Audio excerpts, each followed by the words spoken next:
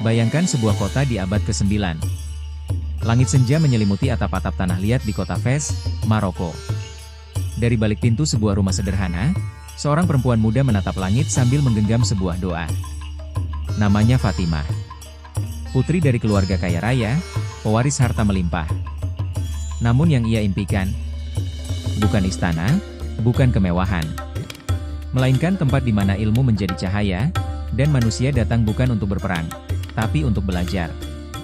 Fatimah lahir di Kairouan, wilayah Tunisia hari ini.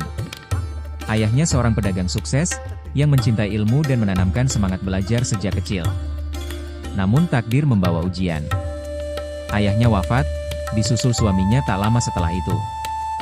Dalam waktu singkat, dunia Fatimah berubah. Ia kehilangan orang-orang terkasih. Tapi di tengah luka itu, ia menemukan panggilan jiwa.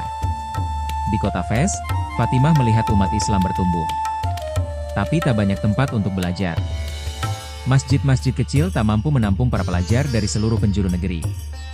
Ia tahu, ini saatnya. Dengan warisan yang ia miliki, Fatimah membuat keputusan yang mengubah sejarah.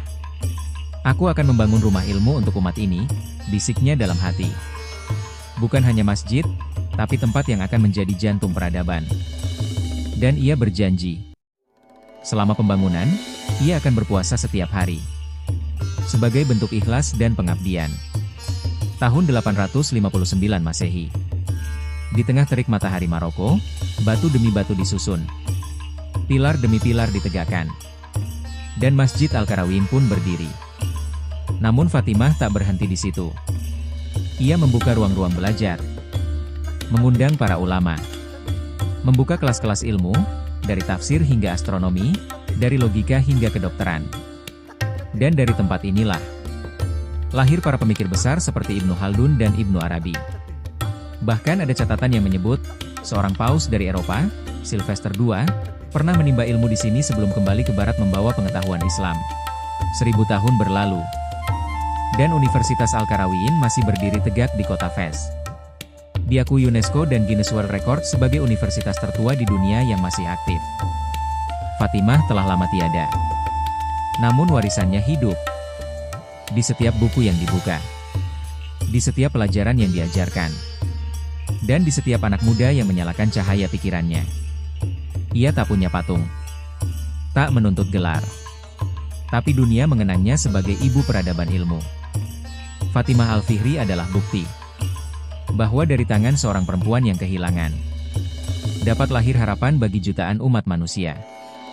Bahwa ketika seorang perempuan berilmu dan bertekad, ia bisa mengubah sejarah. Tanpa pedang, tanpa kekuasaan. Hanya dengan ilmu, dan niat tulus karena Allah.